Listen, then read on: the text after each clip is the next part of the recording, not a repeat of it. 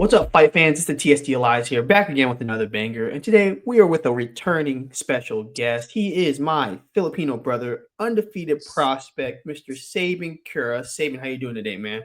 I'm doing good. Just staying up, staying ready to do stuff. Absolutely, man. And you about to do something real big because September 27th, off the hook two in Biloxi, Mississippi. You are fighting your toughest opponent today in Julian Aristol. Talk to me about this matchup. It's another, my last few fights, they've all been, pretty good seasoned vets. They've all had, pretty decent careers over the course of, what they've been doing. So this dude, I think, has the best record of them all. And it's nice fighting these veterans. They may be on the tail end of their career, but every single one of these fights, I'm learning a lot from fighting these guys instead of people that are just going in there trying to brawl with me. Yeah, and you again, like you said, a lot of veterans, a lot of experience on their side. What's the most intriguing part about this fight specifically? Um, I think he might have the most fights out of any of them. So I mean, I think they're all on that same level of just how much experience they have, and he has quite a bit of wins. So he knows how to win a fight clearly. So I think just seeing that kind of thing in the ring would be something different.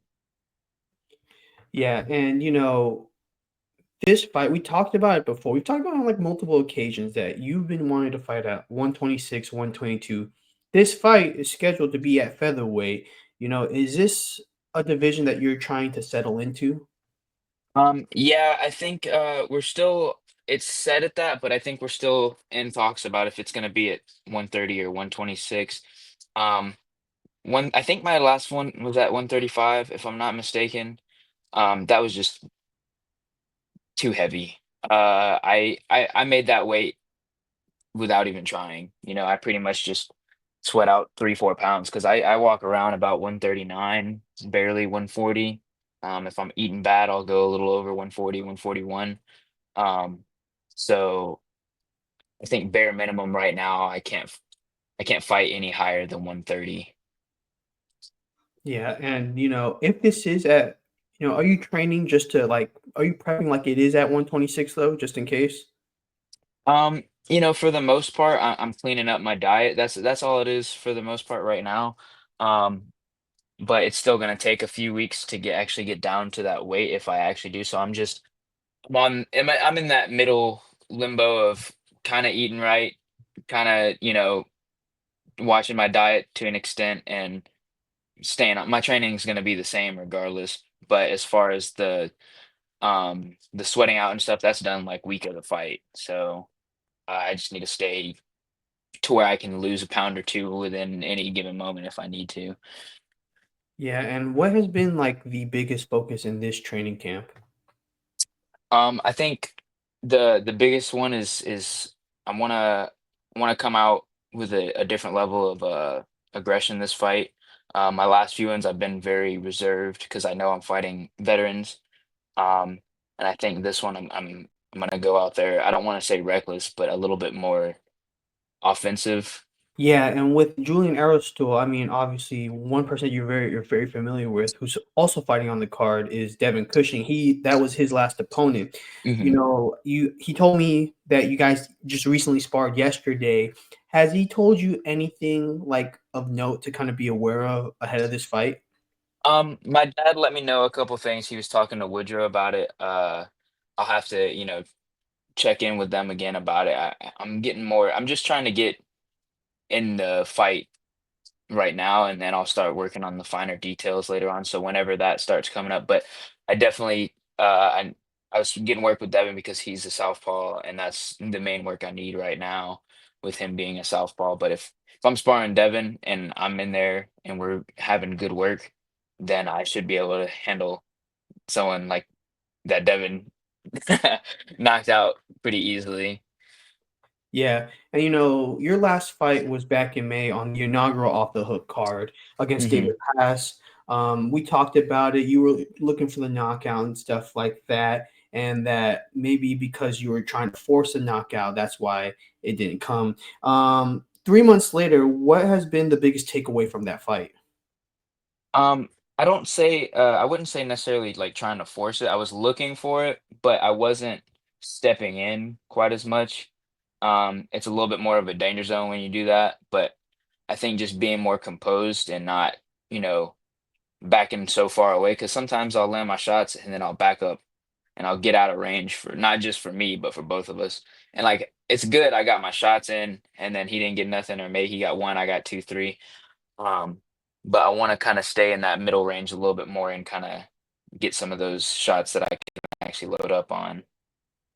Yeah, and this is your third fight of 2025. This is the most active you've been since actually, I think, 2021, I believe.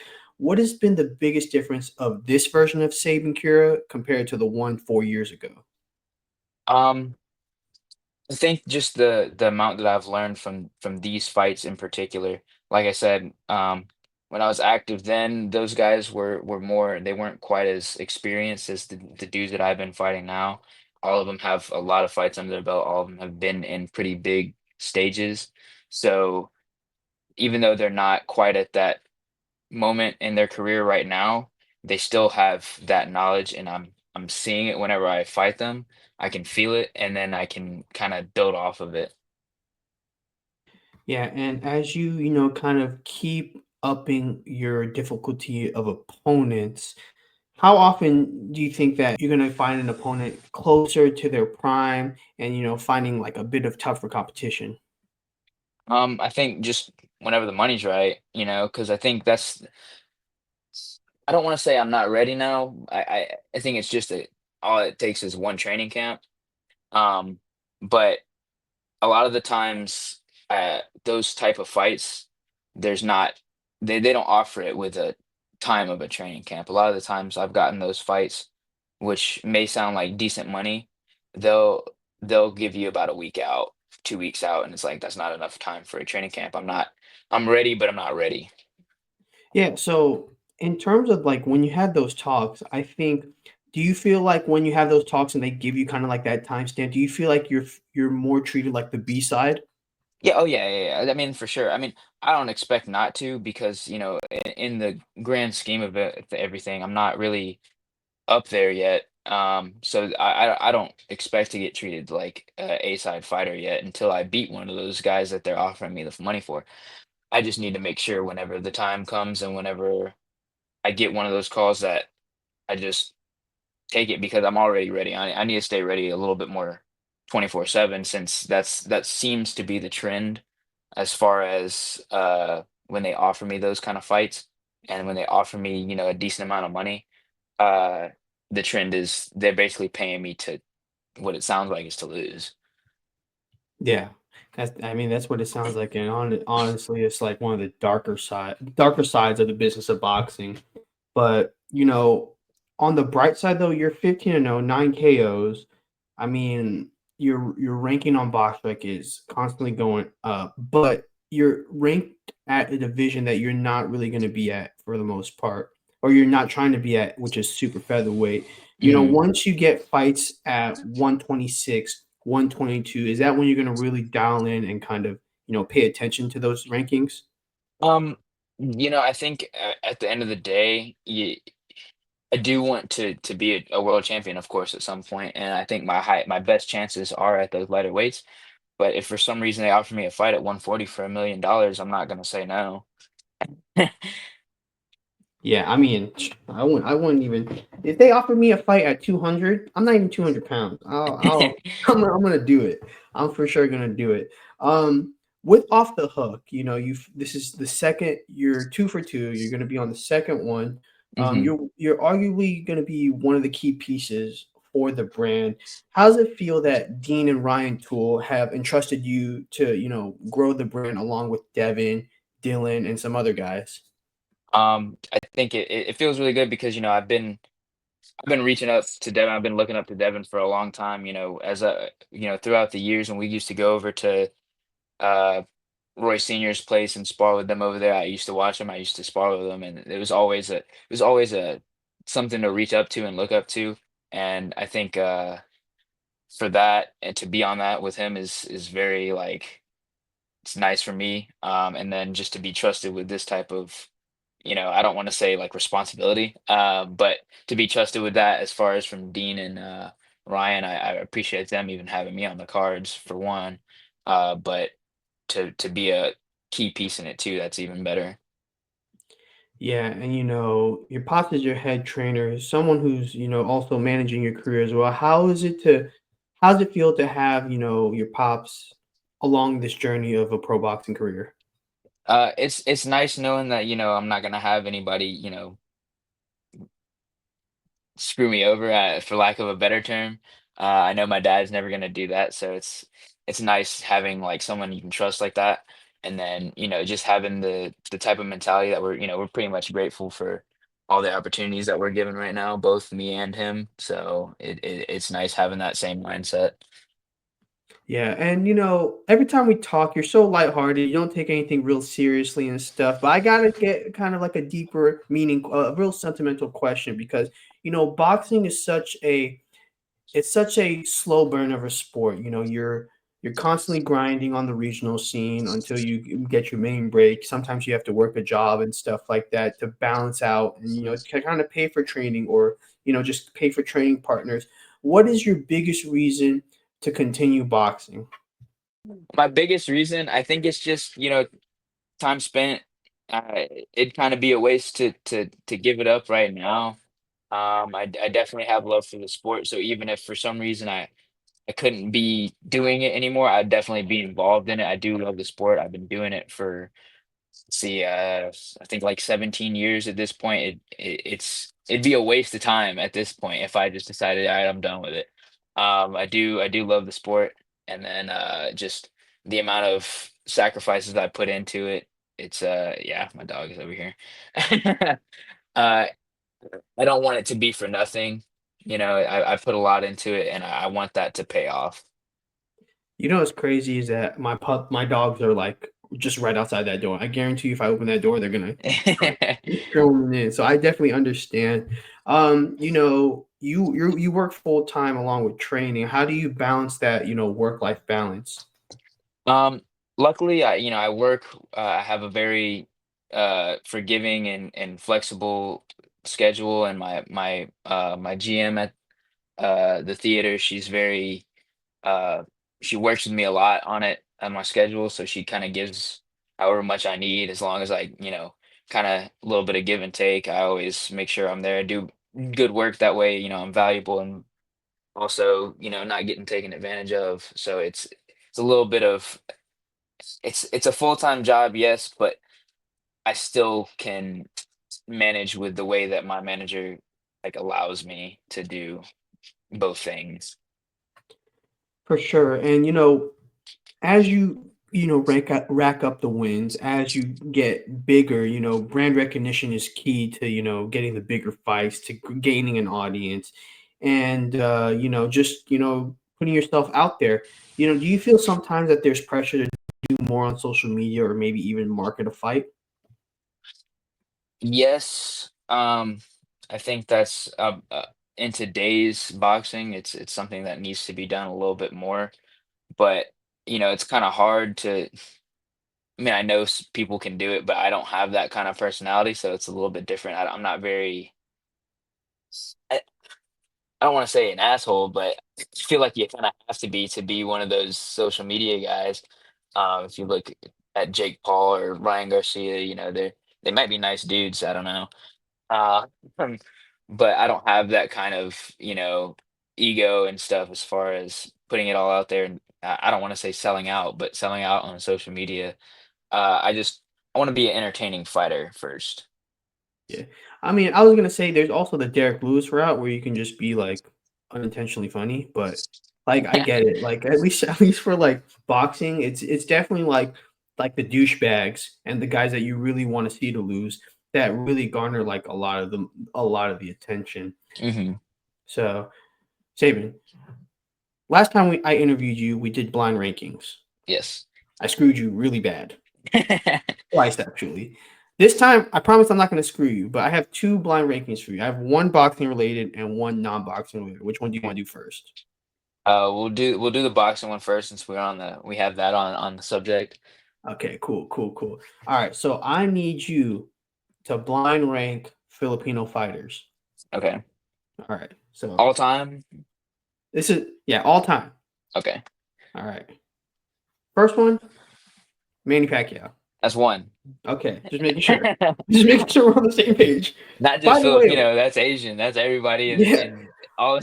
what'd you think of his last fight against Mario Barrios? By the way, I think it was a good fight. I think it was a that's probably the best outcome for everybody, that it was a draw, 'cause I think if they gave it to Pacquiao, everyone would have said that the judges were playing favorites because he's, this big superstar. So, and then if it gave it to Barrios, would have pissed off a lot of Manny Pacquiao fans, making saying that he was throwing out more punches or doing this, that, whatever.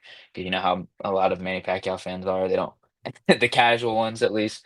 Um, so I think a draw was the best option for everybody. I think it pleased most people, and I think he had a very good performance, especially for his age.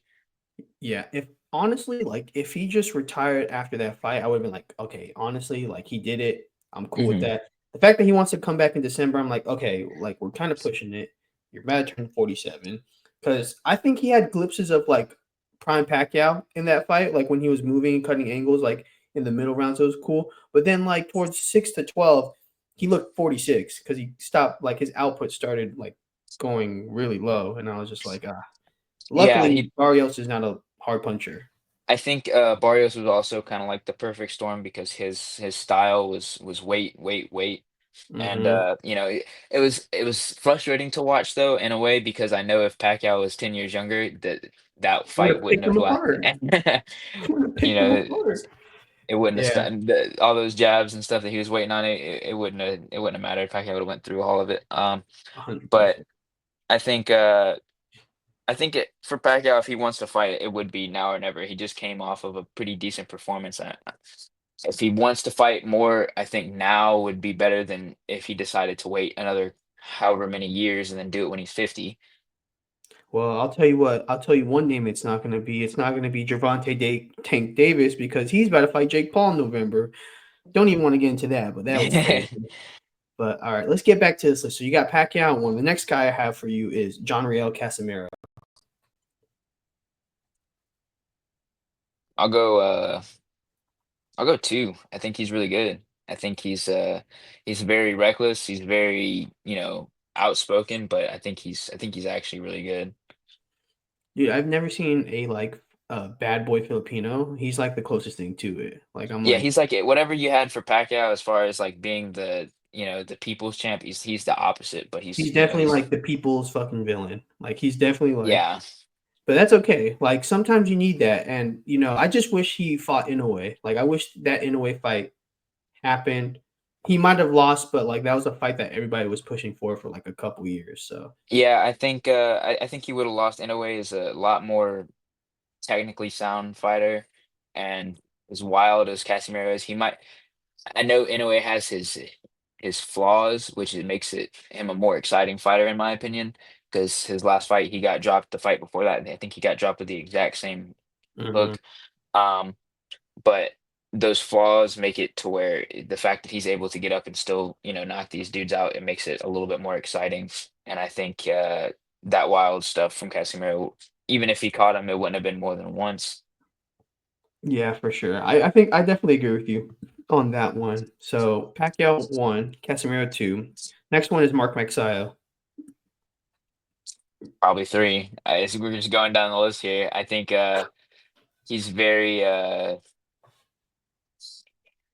don't even know how to describe it. I like his pressure, his hooks. Whenever he goes in there, I'll see him throw a left hook like 10 times in a row. He's training in a good environment. Is he working with Freddie Roach right now, or was he, or was he He working? was, I know he he was at was. He's at I know he Knuckleheads was right at. now. Oh, I know he was at what's it called in LA, Who was it? Wild Card, right? Mhm. Yeah, yeah, yeah, yeah. Yeah. Um, he's one of the bigger ones since Pacquiao that has been hyped up to be like the next Manny Pacquiao, but. Uh, he's not quite there yet. I think he is one of the better Filipino fighters right now, though. Yeah, he's definitely like he's definitely bounced back after losing 2 in a row, but, like, he's definitely a guy that, like, if he gets going, I think the Filipino fans would, like, rally around him. Now, Saban, I didn't screw you, you screwed yourself on this one, because the next guy I have is Nonito Donaire. Oh, I did. I should. That's gonna be four, but Nonito Donaire would be number. Realistically, he would have been number two. Yeah. Um, the fights he had with Inoue, I don't think Casimiro would have put that much up of a fight. Honestly, if Nonito was a few years younger, that first fight outcome might have been different. I can't say for sure. Especially, the punches that Inoue got dropped with was Nonito Donaire's bread and butter, that left hook. So I think if if he had been a little bit younger whenever those fights happened, it could have been a 50-50 shot. It wouldn't have been so much, Inoue in those fights. I always respect Donaire's longevity because he was a world champion in the early 2010s, and then in the late 2020s, he had like this career resurgence where like people thought he was like he fell off, he was in the twilight of his career, and he ended up doing so well in the World Boxing Series and shocking everyone by going the distance with Inoue in that first fight. So, Donaire's always been my like a real like near and dear to my heart for me. And then the last guy I have. That's me. Yep. I would have been at five either way. I'm not better than any of those guys, man. Not yet. I have a ways to go, so I would have still put myself at five. Um, the only thing I would have changed is Donaire. But I think I'm not there yet. I think I still have long ways to go. And but I'm on my way. Hey, I like the transparency and I like the full reflection. So I definitely like that. It was a I gave you an alley oop and you gave me an air ball, but it's okay. It's okay. But now we'll go into the next tier list, and you know, you're the second biggest Kanye fan I know. I can't say Okay. you're the biggest because I have a friend, shout out Cameron Forcier, definitely the biggest one I know. I think I can't even lie to you. But what we're gonna do is we're gonna blind rank Kanye West albums. Five. I can do There's a this. whole bunch. There's five though. All right. I'm gonna Okay. pick them at random. Let's see. Let's go with the first one. My Beautiful Dark Twisted Fantasy. That's one. Oh, what's your favorite? That's probably What's your that's favorite song on probably that? my favorite song. I don't know. It's hard to pick. That one's all good. I mean, everyone you can honestly say any song from that album is number one, and no one would like fault you for saying that. And I think that's why this is my favorite album because anyone could say any one of these is their favorite song. It has the one of the best intros. Anyone could say that whatever song on this, "Devil in a New Dress," "Runaway," they could say either one of those. They could say pretty much any song on this album is their favorite from this album, and it's got an argument. I'll tell you what, when I saw the documentary that before this album that he never secluded himself and focused on an album as hard as he did with My Beautiful Dark Twisted Fantasy. Hmm. Like I just I knew it was gonna be a banger. Yeah, honestly, that's number one. I don't know if you know Anthony Fantano, but the fact that he gave him a six, scrub. A Scrub. I'm light just saying. six. Scrub, A bro. light But six. shoot. But next one I got, College Dropout. Okay. Some people think this is like his best. I think it was really good. I'm gonna put it at four. Um, I don't think it's his worst. I mean, I don't know what other albums we're gonna get. I think it was him getting into the game. I think it's him at a very early part of his career, so it's not quite as refined, but he still has that like old school production. Yeah. I mean, I love College Dropout. I just can't put it at one because like the way he has evolved in his later albums. I mean, Yeah, I just feel like yeah, it could be his best, but do I really want to say his best album was his first? Because then no. it's like saying his other He albums are never got lower. better. He's Yeah, only gotten worse throughout his career, which which isn't a is not bad. true. Yeah. It wouldn't be a bad thing to get around the college dropout, but Like College Yeah, Dropout, if it was his worst album, it would be, some other rappers their best album. yeah, Most other rappers' best album. for sure. Next one. It's an album that I think kind of changed like the way hip hop has been in the current day. 808s and Heartbreaks. I'm gonna put that at 3. I think I think the influence on it alone is what makes it what it is.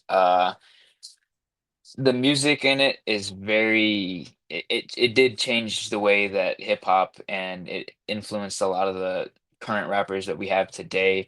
And I guess this, I don't want to say emo rap, but the Lil Uzis, Travis Scotts, all those type of guys that they Juice World, they came from this album. Their whole sound is just one of Kanye's album. Their entire discography. Yeah. I'm telling you right now, it's just like when I first, because I was a kid when I first heard this. I had like a little CD player, and that's the first album like I really wanted. When I heard it, I was like, "Oh, this like honestly my most listened to Kanye album still like all time." Mhm. Like I really like 808s, so Yeah, that was I can throw it on whenever. Streetlights is probably one of my favorite songs just oh because 100%. I don't know, I can see myself walking just down the street, even though I never walk down the street at night, but listening Yeah. to streetlights. All right. Yeah. So you said 3 for that one? 3, yeah. Okay. So the next one I got, I got 2 and 5 left. Life of Pablo. yes, Life of Pablo.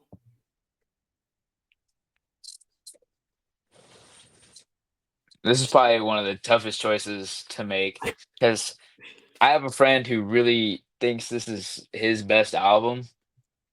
I think it's good. I think it's better than College Dropout, but I don't think it's better than 808s. So Mhm. I'll put it at 5, because I feel like I'm gonna get something here. One of my other top 2s. Um, there's a couple songs in this that I don't really like, the Designer, part 2. It was Oh, well, it's to just Panda. kind of Yeah, it's songs like that, like, at the time, it was a banger, I will say, at the time, because that was the number 1 song in the world.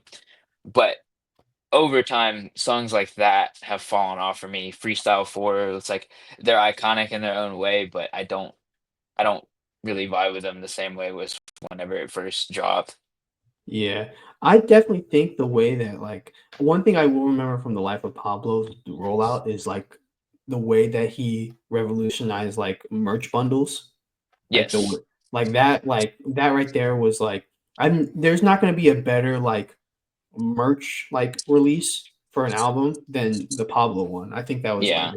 it was That's so good. something that started then, and a lot of, rappers and musicians and stuff have started doing stuff since that, like, whole rollouts of merch and stuff, and kinda making more money and off of it. The guy wants to say hello. Let's go. Let's go. Yo, his eyes, pretty awesome, not gonna lie. Alright, so you got which one left? 2? 2, yep, just 2. Okay. Last one I have, Late Registration. Yeah, that's valid too. Okay. What were the albums you were thinking for 2? Um, I would have had, Graduation for is my second favorite album, and then, I like Yeezus too. Those Okay. are, like, my top 3. Okay, so I was actually gonna put Yeezus, but I didn't know because, like, I always feel like Yeezus is, like, an underrated album, like, because Yeah, he is testing, like, his sounds with it. it's very experimental, and I think in the way of the same way 808s kinda revolutionized things, Yeezus did too, in a different in, like, music altogether, not just in rap. Um, so I think that's why Yeezus has got that same type of effect of 808s to me. Yeah. Uh So I would have those as my top 3 albums. Have you listened to Bully yet? No, is it out? It's not out yet because it It's was like, supposed to be out in July, and then I've listened to parts of it. so, like, he like, back in May, he released, like, a YouTube video where, like, the whole album was, like, playing with his like, in a video. Oh But, yeah, like I didn't watch that because like I don't like videos like that until like the whole album is out because he's probably gonna change shit for one, because yeah, that's how Kanye is, and two, I want to be able to listen to it in the car when I'm like driving and listen to it on like yeah, Spotify or something. So having it on a YouTube video it's not really my how I want to listen to it. yeah, that makes sense. One thing I will say is, hopefully in our lifetime, Yandi, the Grail Yandi ever is released, but it'll never happen. So that Maybe if they do, I think you know how Michael Jackson or a lot of artists they've had, Pop Smoke, they've had albums released after they died. oh, like posthumous albums. Yeah, I think if that ever like in way future, hopefully, um, I think maybe if someone has any control of the finances in Kanye's life going in the future, then they may release some songs or some albums. Yeah.